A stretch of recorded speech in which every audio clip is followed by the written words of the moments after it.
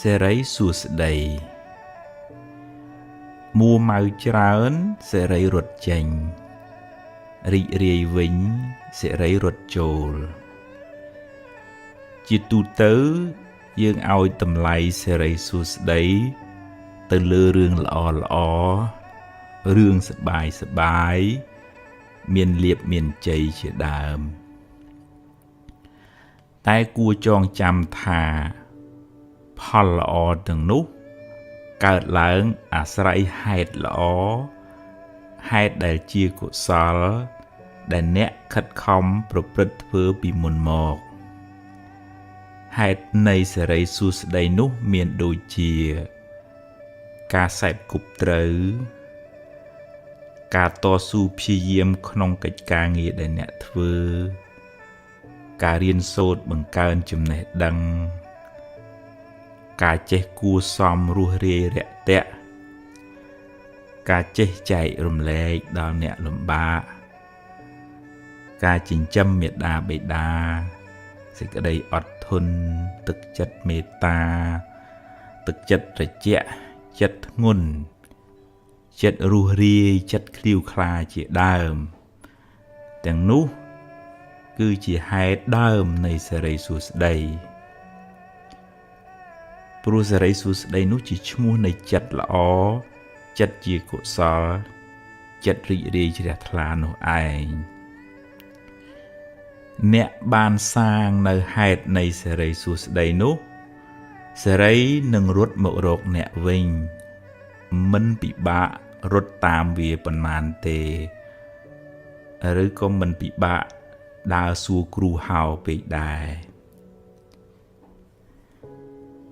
រៀនរីករាយទទួលថ្ងៃថ្មីដោយចិត្តស្រស់ស្រាយក្នុងសេចក្តីល្អបើអ្នកគ្មានអ្វីច្រើនយ៉ាងហោចណាស់អ្នកនៅមានជីវិតរស់បន្តមួយថ្ងៃទៀតអ្នកនៅមានដៃមានជើងមានសតិស្មារតីសម្រាប់បំពេញការងារបន្តរៀនរីករាយចំពោះអ្វីដែលអ្នកមានអ្វីដែលអ្នករកបានដោយសុចរិតហើយប្រឹងប្រែងបន្តទៀតតែបើដំណើរជីវិតនេះត្រូវជួបរឿងមិនល្អខ្លះរឿងអពមង្គលខ្លះក៏កុំមួម៉ៅពេកអីព្រោះបើមួម៉ៅទៅរឿងនៅតែជារឿងហើយចិត្តកាន់តែស្មុគស្មាញថែមជីវិតតែងជួបបញ្ហាខ្លះអីចឹងឯងទ្រាំទៅបើជួបហើយប្រឹងដោះទៅហើយបើដោះហើយត្រូវដើរហួសទៅមុខទៀតកុំស្ពាយរឿងសំពីងសំពងពេកសេរីសួស្តីមិននៅជាមួយយើងទេ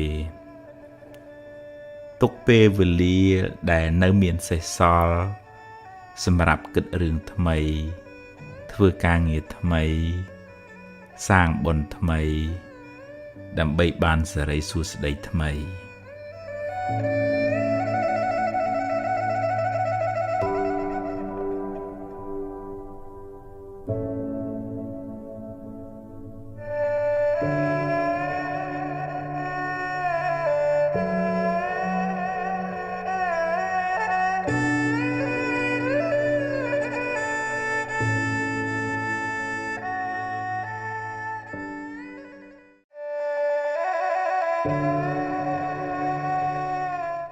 មេរៀន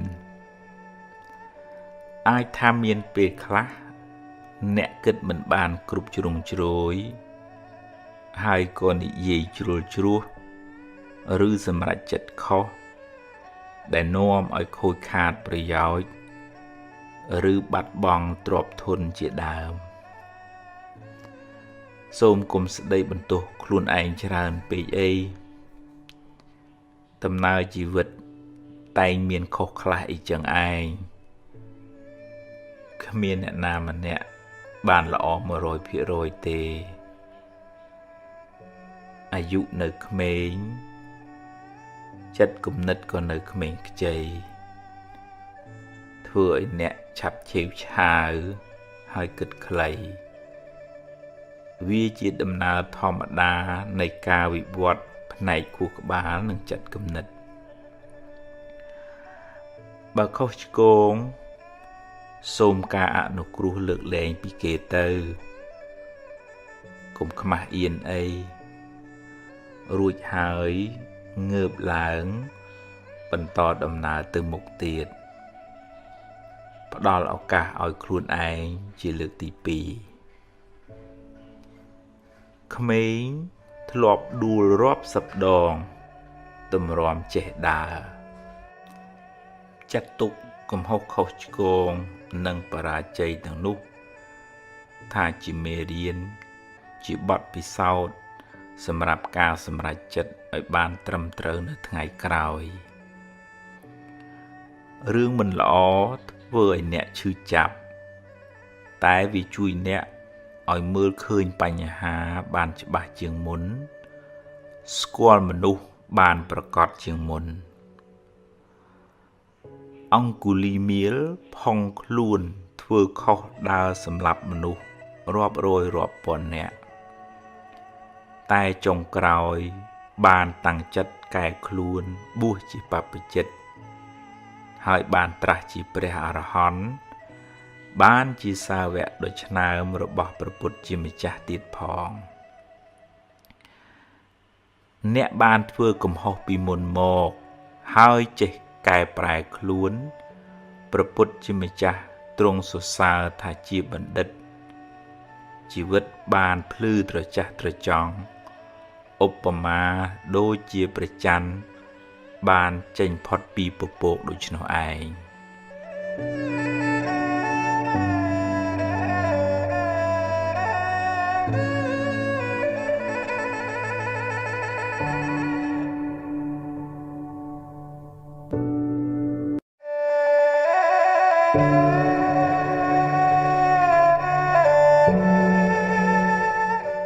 រៀនសម្រេចចិត្តមុននឹងសម្រេចចិត្តគិតឲ្យបានច្បាស់លាស់សិនសួរយោបល់គេឯងឲ្យបានគ្រប់ជ្រុងជ្រោយហើយចុងក្រោយអ្នកត្រូវសម្រេចចិត្តដោយខ្លួនឯងហើយបើសម្រេចយ៉ាងណាហើយធ្វើតាមនឹងទៅកុំសាវ៉ាដូរចុះដូរឡើងពេកអីព្រោះវាធ្វើឲ្យរំខានចិត្តខ្លាំងមិនសូវបានសុខទេហើយបើឧបមាថាការសម្រេចចិត្តនោះខុសនាំឲ្យខូចខាតបាត់បង់សូមគុំទម្លាប់បន្ទោសគេបន្ទោសឯងឬមួម៉ៅក្តៅក្រហាយស្ដីបន្ទោសខ្លួនឯងយូរពេកអីចាត់ទុកថាវាជាផលនៃបាបចាស់ទៅចុះកុំស្ដាយពេកអីព្រោះស្ដាយទៅបានត្រឹមតែខូចចិត្តយកវាជាមេរៀនគិតសារជាថ្មីឡើងវិញធ្វើឲ្យបានប្រសើរជាងមុន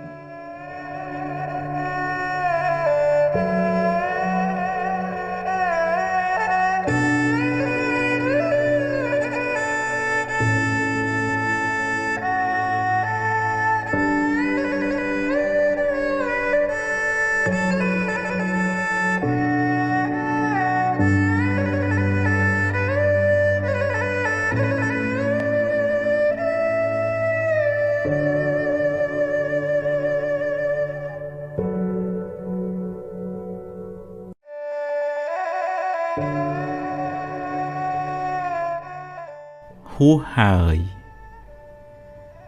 អតីតកាលល្អក្តីមិនល្អក្តីបានកន្លងហួសទៅហើយទោះបីអ្នកស្ដាយប៉ុណ្ណាក៏ទាញមកវិញមិនបានដែរអនុញ្ញាតឲ្យវាប្រែប្រួលតាមដំណើរនៃធម្មជាតិរបស់វារឿងល្អ ជាផលនៃកម្មល្អដែលអ្នកបានសាងរឿងមិនល្អជាផលនៃអកុសលកម្មដែលអ្នកបានប្រព្រឹត្តពីមុនមក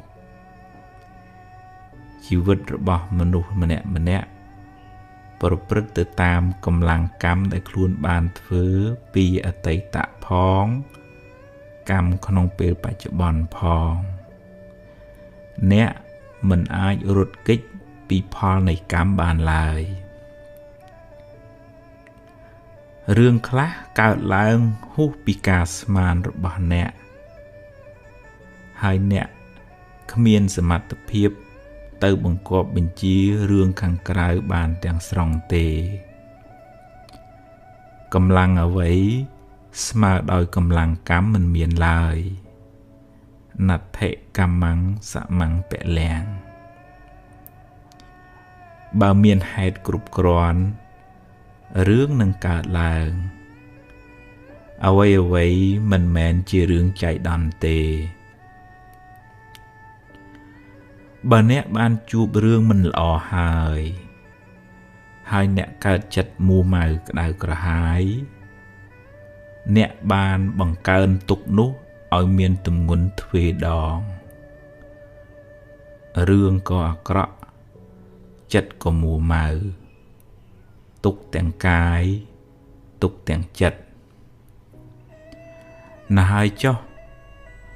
រឿងបានកន្លងផុតទៅហើយចាត់ទុកជាមេរៀនជាបទពិសោធន៍សម្រាប់ការសម្រេចចិត្តលើកក្រោយចាប់ផ្ដើមសារជាថ្មីគិតរឿងថ្មីនិយាយរឿងថ្មីធ្វើកិច្ចការងារថ្មី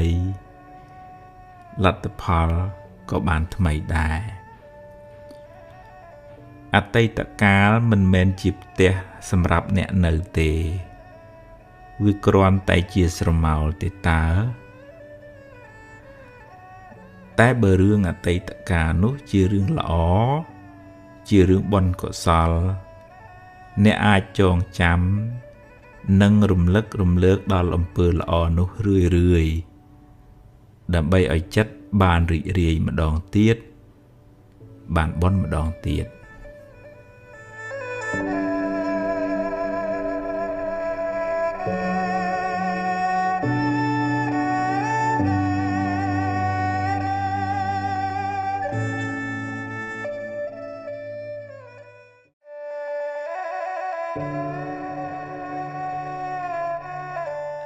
អតីតកាលពីរប្រភេទ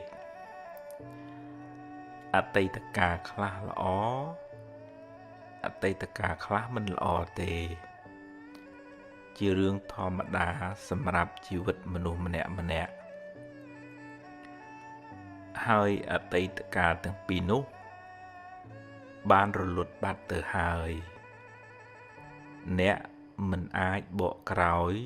ទៅកែប្រែវាបានទេតែបើអ្នកគិតត្រូវអ្នកអាចកែច្នៃវាបានជាប្រយោជន៍សម្រាប់សាងអនាគតល្អទៅខាងមុខបើអតីតកាលនោះជារឿងល្អជារឿងបុណ្យកុសលអ្នកអាចរំលឹករំលើកវាឡើងវិញ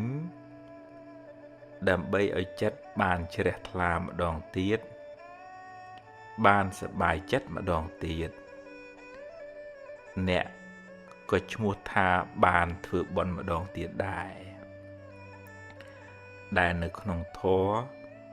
លោកហៅថាអបរចេតនាឧស្សាហ៍រំលឹកដល់ទានដែលអ្នកបានឲ្យដល់អំពើល្អដែលអ្នកបានសាងរំលឹកឲ្យបានរឿយចិត្តអ្នកបានចម្រើនដោយបុណ្យចម្រើនដោយភាពត្រជាក់ត្រជុំឧបមាដូចជាការចាក់ទឹកដាក់ជីដល់ដំណាំដែលអ្នកបានដាំ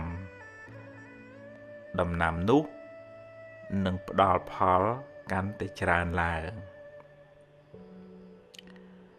តែបើអតីតកាលនោះ ជារឿងមិនល្អ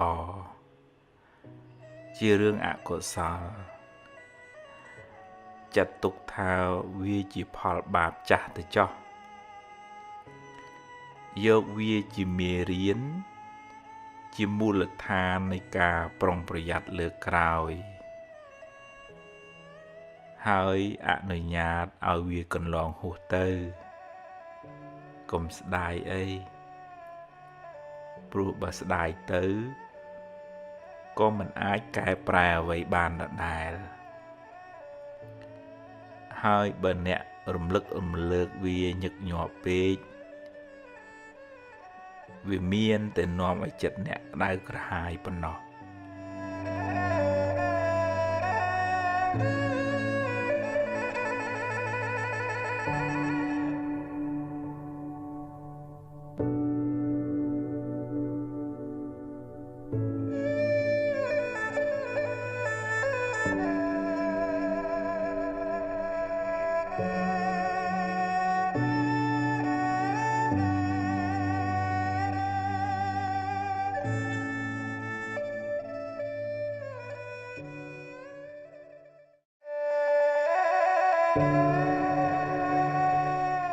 ទ្រព្យគេទ្រព្យយើងក្នុងដំណើរនៃវដ្តសង្សារនេះមិនដឹងថាយើងម្នាក់ជាប់ជំពាក់កម្មជាមួយអ្នកណាខ្លះធ្លាប់ធ្វើបាបធ្វើអាក្រក់ចងពៀជាមួយគ្នាពីជាតិណាមកទេ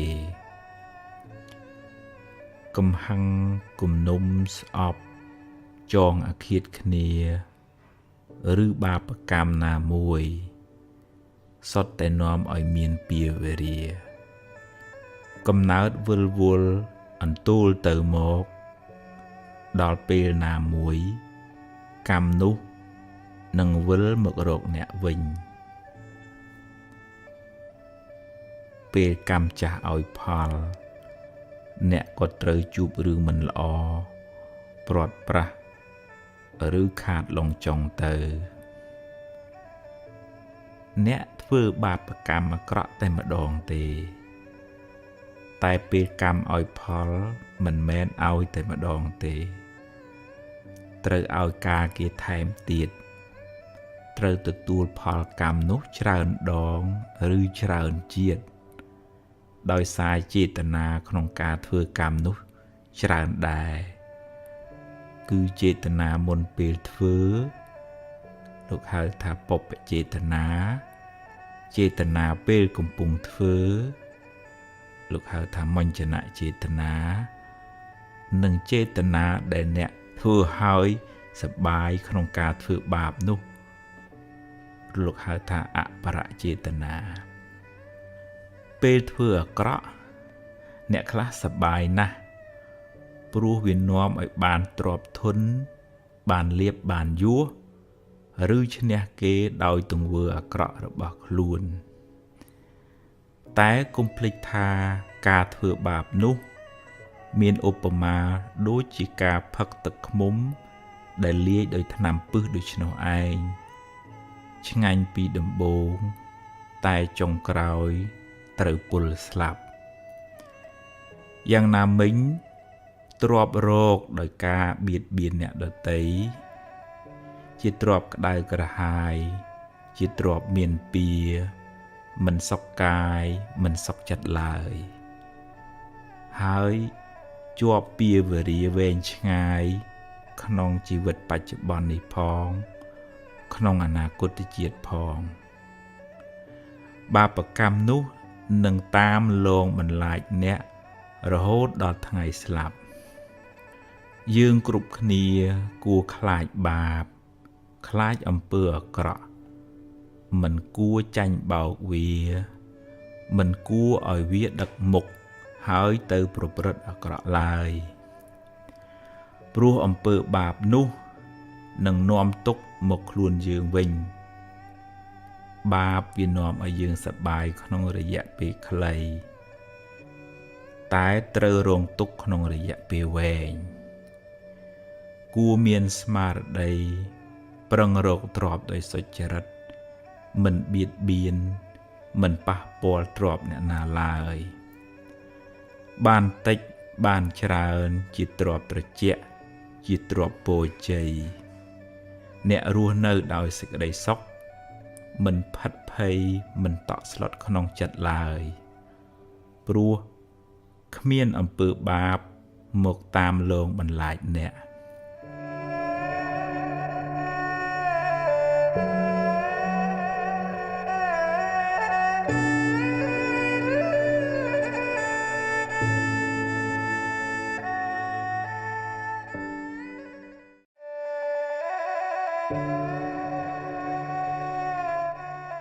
នៅសល់បើអ្នកបាត់បង់អ្វីគ្រប់យ៉ាងហោចណាស់អ្នកនៅសល់ជីវិតនៅមានថ្ងៃនេះនិងថ្ងៃស្អែកសម្រាប់រស់បន្តថ្ងៃបានលិចបាត់ទៅហើយអតីតកាលបានកន្លងហួសទៅហើយអនុញ្ញាតឲ្យវាទៅចុះព្រោះបើអ្នកមិនព្រមក៏វាបានរលត់បាត់ទៅហើយរៀនទទួលស្គាល់ការពិតកំណត់ដឹងថាសង្ខារទាំងឡាយតែងប្រែប្រួលមិនទៀងទាត់ទេអារម្មណ៍ជាអតីតគ្រាន់តែជាស្រមោលវាបានរលត់បាត់ទៅហើយអ្វីដែលអ្នកមានក្នុងដៃគឺពេលវេលានៅបច្ចុប្បន្ននេះការសម្រេចចិត្តពេលនេះអាចជួយកំណត់ជោគវាសនាអ្នកនៅថ្ងៃបន្ទាប់បានយកអ្វីដែលអ្នកមានសេសសល់ធ្វើជាមូលដ្ឋានសម្រាប់ដំណើរទៅមុខនាងបដាចាជួបទុកច្រើនឥតគណនាម្ដាយឪពុកបងប្អូនស្វាមីនិងកូនទាំងពីរជាទីស្រឡាញ់បានស្លាប់ទាំងអស់តែនាងនៅអាចងើបឈរហើយបន្តដំណើរទៅមុខទៀតរហូតបានត្រាស់ជាព្រះអរហន្តីជាសាវិកាដ៏ឆ្នើមរបស់ព្រះពុទ្ធជាម្ចាស់អ្នកប្រហែលជាមិនកំសត់ដូចនាងបដាចាទេអ្នកពិតជាអាចងើបមុខឡើងហើយសាងអនាគតថ្មីក្នុងផ្លូវត្រូវផ្លូវបុណ្យកុសលជីវិតអ្នកនឹងបានភ្លឺថ្លាបើអ្នកសម្រេចចិត្តចាប់ផ្ដើមធ្វើល្អពីថ្ងៃនេះតទៅ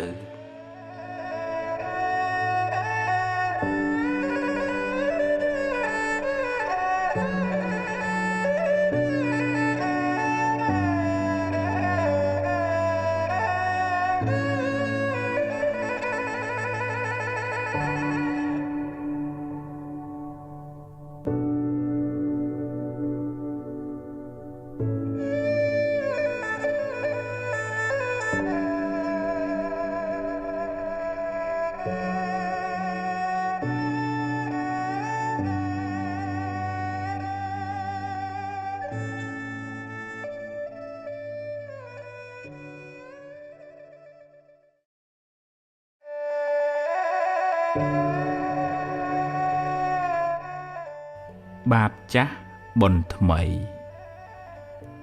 តាមច្បាប់កម្មផលយើងម្នាក់សុទ្ធតែធ្លាប់បានសាងបាបកម្មខ្លះពីអតីតជាតិមកកាលណាដល់ពេលដែលសមគួរបាបចាស់នឹងឲ្យផលអ្នកក៏ជួបរឿងមិនល្អជួបប្រទះនៅបញ្ហាឬមុខរបរត្រូវខាតបង់ទៅកម្មប្រៀបបានដូចជាស្រមោលអន្ទូលតាមប្រាណតែងជាប់តាមបុគ្គលអ្នកប្រព្រឹត្តនោះទៅក្នុងជាតិកំណើតតទៅ ទោះបីខំរត់ទៅណាក៏មិនអាចរត់ផុតពីកម្លាំងកម្មដែរសូម្បីតែព្រះពុទ្ធក៏មានបាបតាមឲ្យផលដែរអ្នកធ្លាប់បៀតបៀនជីវិតគេពីអតីតជាតិមកកើតមកក្នុងជាតិនេះក៏សម្បូរជំងឺហើយអាយុមិនវែងទេអ្នកធ្លាប់កឹបកេងទ្រព្យគេនាំឲ្យរកស៊ីមិនឡើងឬខាតលងចុងឬត្រូវបាត់បង់ភ្លើងឆេះទឹកលិចទៅចំណែកអ្នកដែលចូលចិត្តចរណែននិន្ទាអ្នកដទៃកើតមកជាតិណាច្រើនមានគេស្អប់ទៅណាមកណាខ្សត់មិត្តសម្បូរសត្រូវរីឯអ្នកចូលចិត្តខឹងមួម៉ៅច្រើនកើតមកមានរូបមិនស្អាតមុខមិនស្រស់ដូចគេតែគួរចងចាំថារឿងមិនល្អជាផលនៃបាបចាស់រីឯភាពមួម៉ៅក្តៅក្រហាយជាបាបថ្មីដែលធ្វើឲ្យរឿងកាន់តែអាក្រក់ឡើងផលកម្មចាស់គ្មានអ្នកណារត់គេចបានទេតែអ្នកអាចសាងកម្មថ្មីកម្មល្អដែលនាំឲ្យជីវិតបានប្រសើរឡើងវិញជោគវាសនាជីវិតអ្នកមិនពឹងផ្អែកទាំងស្រុងទៅលើកម្មចាស់ទេតែកម្មថ្មីកម្មបច្ចុប្បន្នមានឥទ្ធិពលខ្លាំងលើខ្សែជីវិតអ្នកបើអ្នកជួបរឿងមិនល្អចាត់ទុកថាជាផលនៃកម្មចាស់ទៅចុះខំប្រឹងដោះស្រាយហើយបើដោះហើយងើបឡើងដើរទៅមុខទៀតសូមកុំស្ពាយផលកម្មចាស់នោះតាមខ្លួនយូរពេកធ្ងន់ណាស់បើវាឲ្យផលម្ដងហើយឲ្យវាកន្លងផុតទៅបើអ្នកមួម៉ៅនឹងវានឹងឧស្សាហ៍មករកអ្នកវិញមិនខាន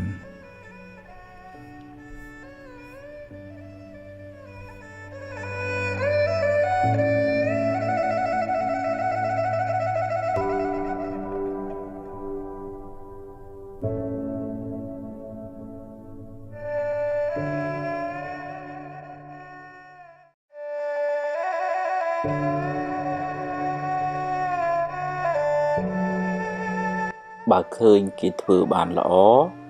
កុំកំណាញ់ពាក្យលើកទឹកចិត្តកុំភ័យពេកអីភ័យពេកទៅបានតែកើតទុក្ខគ្មានដោះអីចេញផងចង់ឲ្យគេគោរពត្រូវចេះគោរពគេមុន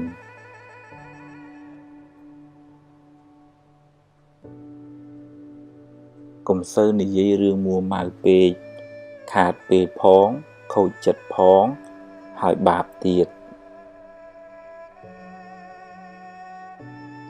កុំយកកំហឹងជាម្ចាស់ត្រូវធ្វើជាម្ចាស់កំហឹងវិញ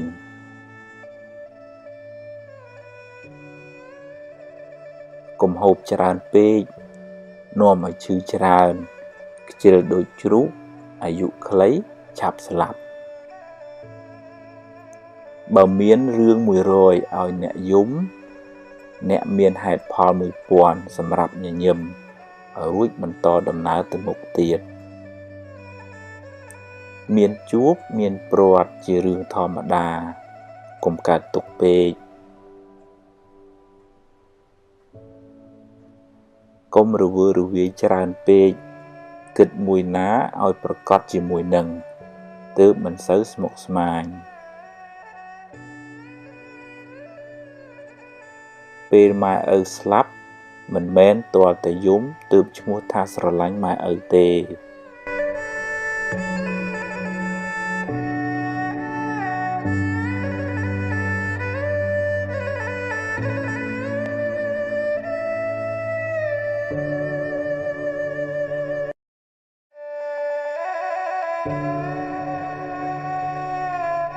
បើចង់សុខកុំចង់ឲ្យអ្វីបានដូចចិត្តអ្នកគ្រប់រឿងឡើយ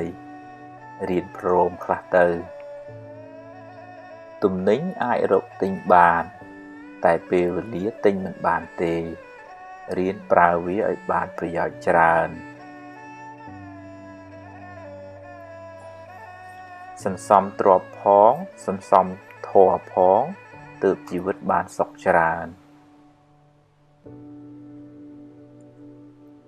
កុំប្រៀបធៀបជាមួយគេអីខ្សែជីវិតម្នាក់មិនដូចគ្នាទេ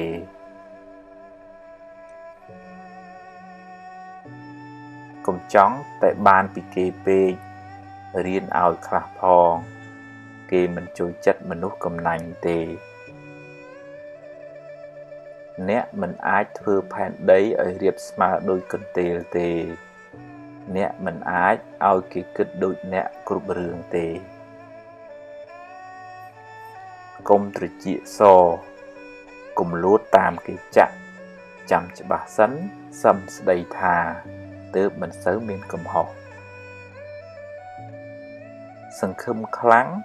ខកចិត្តក៏ខ្លាំងដែររៀនព្រមទើបមិនសូវកើតទុក្ខអ្វីមិនទៀងទេកុំប្រកាន់មាំពេកប្រយ័ត្នមានទុក្ខខ្លាំងឡានថ្លៃតែចរិតមិនថ្លៃនៅមិនទាន់ជាមនុស្សថ្លៃថ្នូរទេ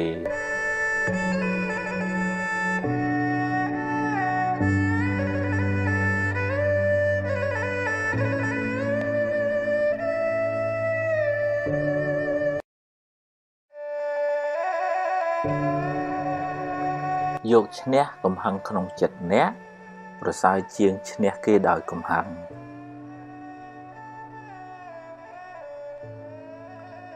រៀនសប្បាយចិត្តនឹងអ្វីដែលអ្នកមានអ្នកនឹងមិនសូវកើតទុក្ខពេកទេ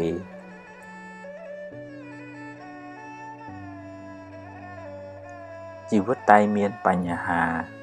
គ្មានអ្នកណាជៀសផុតទេ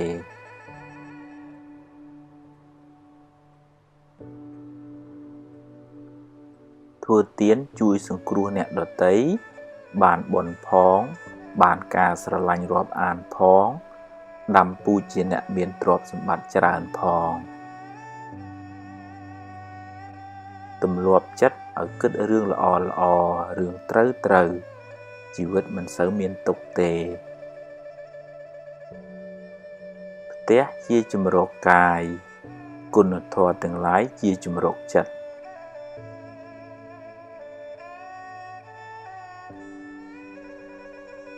គ្មានអ្នកណាជៀសផុតពីការនិន្ទាទេសូម្បីតែព្រះពុទ្ធកុំសូវយកពាក្យគេមកបំផ្លាញសេចក្តីសុខក្នុងចិត្តអ្នកឡើយគុណធម៌នាំមកនៅភាពត្រជាក់ត្រជុំសម្រាប់ខ្លួនអ្នកនិងអ្នកជុំវិញខ្លួនកុំមួម៉ៅនឹងរឿងដែលអ្នកធ្វើមិនកើតអីប្រឹងធ្វើរឿងណាដែលអ្នកអាចធ្វើបានរកទ្រព្យរកវិជ្ជាកុំភ្លេចរកមេរៀនអប់រំចិត្តផងទើបរស់នៅបានសុខ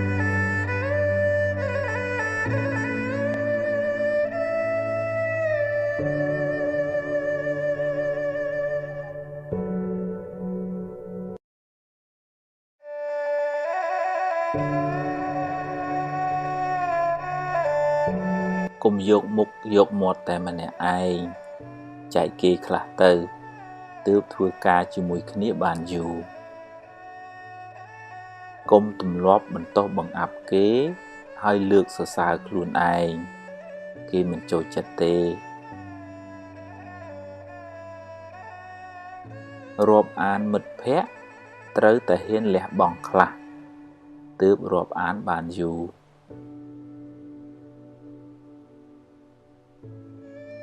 សម្រាប់កំហឹងចោល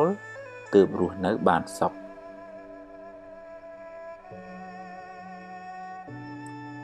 បើខ្ចីហើយសងសឹមឲ្យខ្ចីបើខ្ចីមិនសងទេកុំឲ្យខ្ចីអីមានសទ្ធាប៉ុន្មានឲ្យប៉ុណ្ណឹងទៅ ពេលគេធ្វើត្រូវចេះសរសើរខ្លះផងកុំប៉ិនតែខាងបន្ទោសពេក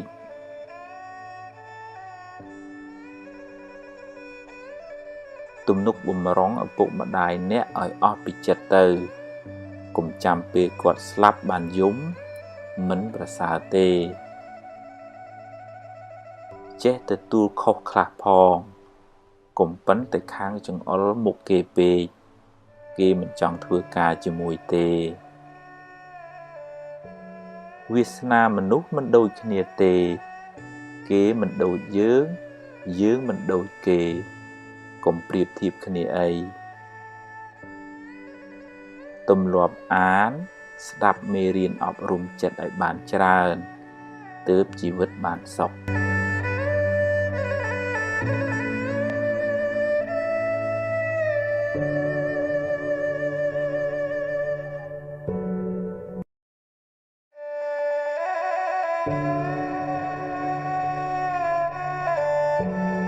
ភ្លាត់ជើងគ្រាន់ជាងភ្លាត់មាត់ត្រូវប្រយ័ត្នប្រយែងពេលនិយាយស្ដីស្ដាប់ឲ្យបានច្រើនជាងនិយាយអ្នកនឹងបានចម្រើនដោយចំណេះដឹង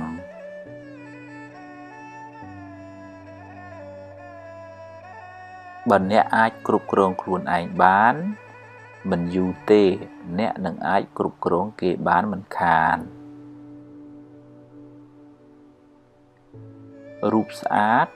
តែកិរិយាមារយាទមិនល្អមានអីប្រសើរទៅ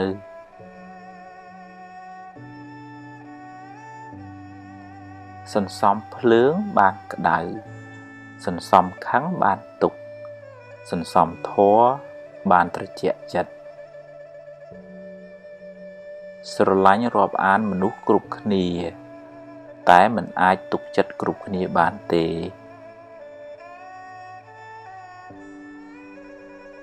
អ្វីសុទ្ធតែមានការចាប់ផ្ដើមត្រូវតែហ៊ានសាកបើខុសចាំគិតទៀត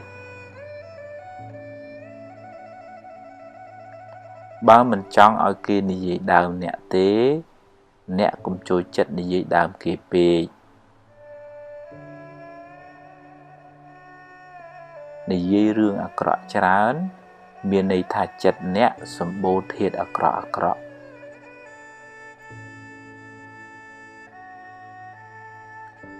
សង្ឃឹមខ្លាំងខកចិត្តក៏ខ្លាំងដែរសង្ឃឹមចុះតែបើបានប៉ុណ្ណាក៏ព្រមតាមប៉ុណ្ណឹងទៅ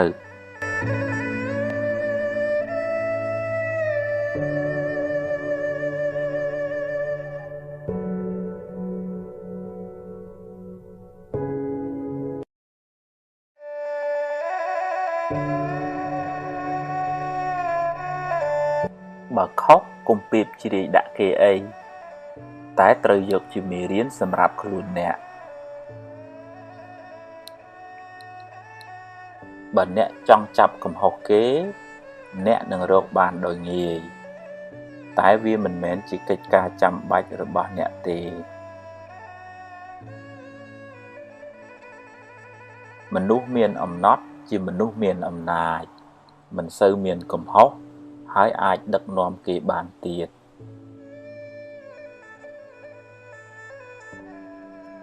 ប្រាជ្ញាជាភ្នែកការតស៊ូជាជើងដើរមានទាំងពីរទើបបានសម្រេចឋានៈតូចតាចគ្មានអីគួរឲ្យខ្មាស់ទេអ្វីដែលគួរឲ្យខ្មាស់អៀនគឺមានឋានៈតែខ្វះសមត្ថភាពធ្វើជាគំរូល្អប្រសើរជាងនិយាយប្រដៅទៅទៀតឈ្នះធាតុអាក្រក់ក្នុងចិត្តអ្នកនឹងបានសុខច្រើនបើគ្រប់គ្រងគេត្រូវមានទាំងអំណាចតេជះមានទាំងគុណធម៌បើខឹងរឿងតូចទៅជារឿងធំ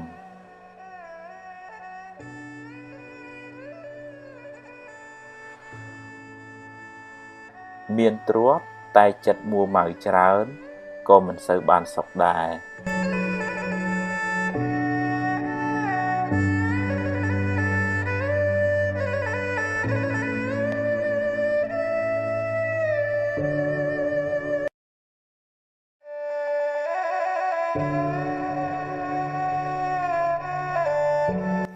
ខឹងគេធ្វើបាបខ្លួនឯងកំហឹងដុតខ្លួនអ្នកឲ្យក្តៅក្រហាយមានអ្នករឹងត្អឹងបិទទ្វារការរីកចម្រើន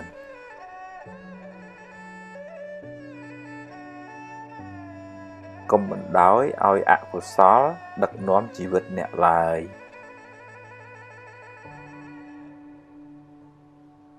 ក្តៅកាយទៅរកទឹក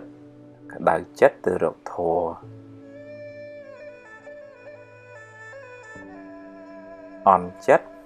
ខឹងច្រណែនស្ដាយភ័យជាមេរោគបំផ្លាញសេចក្តីសុខក្នុងចិត្តអ្នកកុំបង្កើតរឿងដែលមិនទាន់កើតឡើង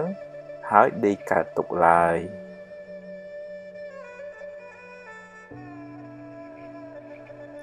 បើចេះព្រមតាមសមត្ថភាពដែលអ្នករកបានជីវិតមិនសូវលំបាកទេ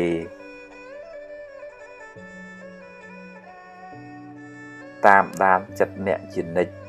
កុំបណ្ដោយឲ្យវាគិតរឿងអត់ប្រយោជន៍ច្រើនពេកមនុស្សទន់ខ្សោយចាញ់ពាក្យបញ្ជោ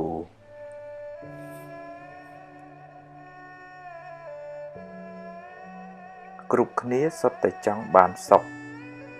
កុំធ្វើអាក្រក់ដាក់គ្នាអី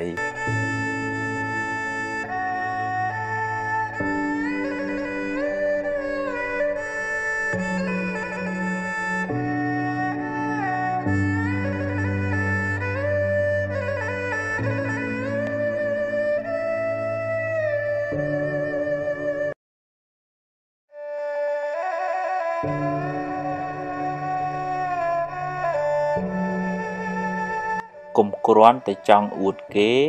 ហើយនិយាយកុហកគេឡើយកុំទម្លាប់រាប់អានមនុស្សដោយសម្លឹងមើលបុណ្យស័ក្តិមុខមាត់ឡើយ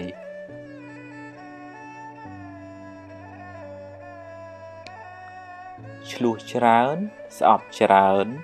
ល្បិចច្រើនអន្តរាយច្រើនទុក្ខក៏ច្រើនដែរពេលចំណេញកុំប្រមាទពេលខាតកុំមួម៉ៅពេកវាជារឿងធម្មតានៃជីវិតទេអ្នកធំត្រូវតែចេះទ្រាំនឹងពាក្យនិន្ទាកូនចៅមិនចេះតែស្រឡាញ់យើងគ្រប់គ្នាទេធ្វើការងារកុំយកតែមតិខ្លួនឯងអីចេះស្ដាប់គេផងទើបរីកចម្រើននិងធ្វើការជាមួយគ្នាបានយូរធ្វើការងារធំត្រូវចេះគ្រប់គ្រងកំហឹងសម្រេចចិត្តពេលខឹងច្រើនតែខុសកុំនិយាយច្រើនពេកកុំខ្លាចថាគេមិនដឹងមើលកលៈទេសៈសិនសំនិយាយហូបអាហារគីមីច្រើនអ្នកនឹងមានរោគច្រើន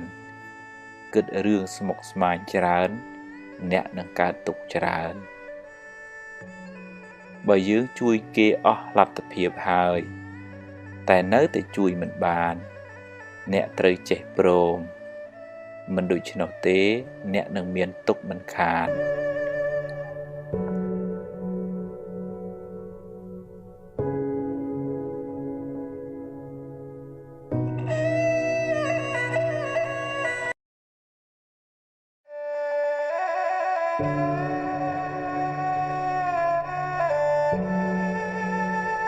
បើពូកែច្រណែននឹងទាគ្នា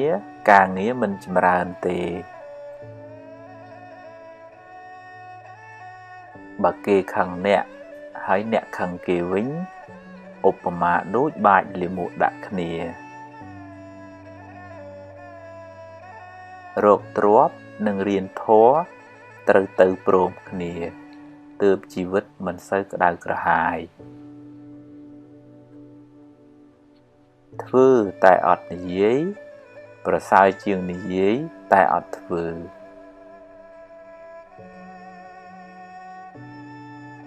នឹកដល់សេចក្តីស្លាប់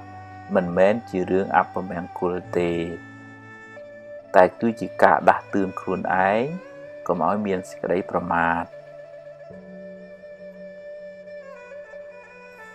អ្នកដែលពូកែទ្រាំនឹងការលំបាកនឹងទទួលបានជោគជ័យធំដុំ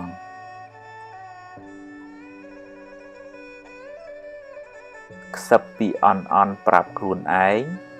អ្នកនឹងក្លាយជាមនុស្សអន់មិនខានរាប់អានមនុស្សឲ្យបានច្រើនតែកុំទុកចិត្តមនុស្សទាំងអស់អី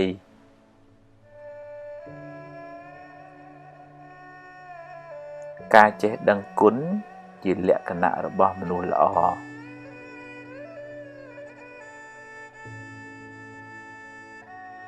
សេចក្តីសង្ឃឹមជាបាតគ្រឹះនៃភាពជោគជ័យ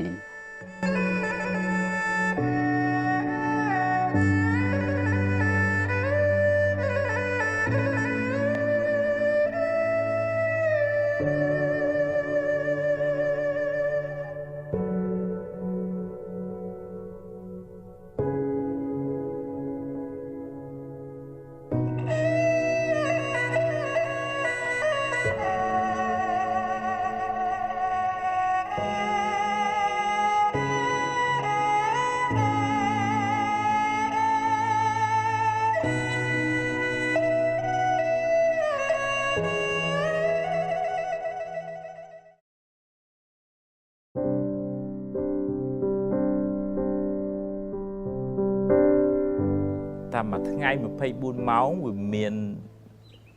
ពេលថ្ងៃរះវាមានពេលថ្ងៃលិចហើយយប់ទាំងទៅហើយព្រលឹមឡើងក៏វិលមកវិញមកជីវិតរបស់យើងហ្នឹងវាអញ្ចឹងដែរវាមានពេលខ្លះជួបរឿងល្អទៅហើយវាមានពេលខ្លះជួបរឿងមិនល្អទៅបើក្នុងពេលថ្ងៃយើងផឹងប្រែងប្រកបមុខរបររកស៊ីទៅបន្ទាប់ពេលយប់យើងដេកទៅសម្រាកខ្លួនទៅយ៉ាងណាក្នុងជីវិតហ្នឹងយើងត្រូវតែហ៊ានទទួលយកការពិតទាំងសងខាងទាំងរឿងល្អទាំងរឿងមិនល្អទាំងចំណេញទាំងខាតទាំងសរសើរទាំងនន្ទាទាំងជាទាំងឈឺទាំងជួបទាំងព្រាត់វាជាធម្មជាតិដែលគ្មានពីណាអាចជៀសផុតបានទេស្ដេចផែនដីមន្ត្រីសូម្បីតែពុទ្ធផ្ទាល់ព្រះអង្គហ្នឹងក៏ព្រះអង្គនៅតែជួបរឿងអញ្ចឹងប៉ុន្តែរឿងអញ្ចឹងនៅតែជួបប៉ុន្តែព្រះអង្គមិនមួម៉ៅក្តៅក្រហាយពិបាកចិត្តនឹងរឿងទាំងអស់ហ្នឹងឯងពីព្រោះរឿងទាំងអស់ហ្នឹងវាជារឿងធម្មជាតិហើយបើយើងប្រឆាំងនឹងធម្មជាតិហ្នឹងយើងពិបាកវិញឯងឧទាហរណ៍ថាបើយើងដេកយំខាត់ថ្ងៃថាថ្ងៃអីកុំលិចងងឹតទេកុំមកខ្ញុំអត់ចង់ឲ្យអ្នកមកទេសូម្បីតែយើងដេកកើតទុកយំរូងភ្នែកទៅទៀតក៏វាយប់វានៅតែមកថ្ងៃវានៅតែលិចចឹងអញ្ចឹងតើតែយើងមានបញ្ញាមួយហ៊ានទទួលយកការពិតនៃជីវិតចឹងរឿងល្អក៏យើងរីករាយជាមួយរឿងមិនល្អយើងចាត់ទុកថាជាឱកាសមួយដែលអភិវឌ្ឍសមត្ថភាពតទល់នឹងរឿងរ៉ាវទាំងអស់ហ្នឹងហើយបន្តដំណើរទៅមុខទៀតអញ្ចឹងកុំកើតទុកពេលថ្ងៃលិចញញឹមនឹងថ្ងៃរះញញឹមនឹងថ្ងៃលិចអនុមោទនា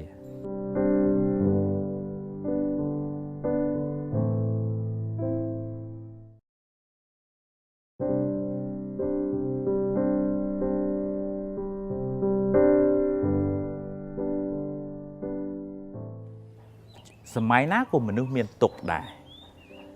ទុក្ខផ្លូវកាយនិងទុក្ខផ្លូវចិត្តហើយថ្នាំសម្រាប់ព្យាបាលទុក្ខផ្លូវកាយយើងទៅជួបពេទ្យទៅបើយើងឈឺប៉ុន្តែបើយើងឈឺចិត្តត្រូវស្វែងរកធម៌មកអប់រំអញ្ចឹងធម៌ហ្នឹងអត់ហួសសម័យទេពីព្រោះសម័យណាក៏មនុស្សឈឺចិត្តហើយវ័យណាក៏ចេះពិបាកចិត្តដែរទាំងក្មេងទូចទាំងធំទាំងចាស់ដល់ពេលស្លាប់ហ្នឹងក៏ភ័យព្រួយបារម្ភអញ្ចឹងជំងឺរបស់ចិត្តហ្នឹងវាមានដូចជាខឹងចំណែនស្អប់គុំគួនរវើរវាយស្មុគស្មាញពិបាកចិត្តទាំងអស់ហ្នឹងវាសិតតែជាជំងឺផ្លូវចិត្តហើយអ្នកណាខ្លះកើតជំងឺផ្លូវចិត្តគ្រប់តែគ្នាហ្នឹងមិនថាលោកមិនថាបាសកបាសិកាទេគ្រាន់តែវាតិចច្រើនតាមរយៈការអប់រំចិត្តរបស់ខ្លួនឯងប៉ុណ្ណឹងអញ្ចឹងក្មេងបើតាមប្រជាសាស្ត្ររាល់ថ្ងៃហ្នឹងគេរកឃើញថាក្មេងហ្នឹងមានវិបត្តិផ្លូវចិត្តច្រើនជាងមនុស្សចាស់ទៅទៀតដោយសារក្មេងហ្នឹងវាអត់ទាន់មានបទពិសោធន៍ជីវិត dương mưa là còn là đây ao tích ngọt ngô toxic mình xí bài sọc chặt chặt sau cái tụp nòng cái tụp mình để anh chẳng tới anh nó hướng ấy thà hướng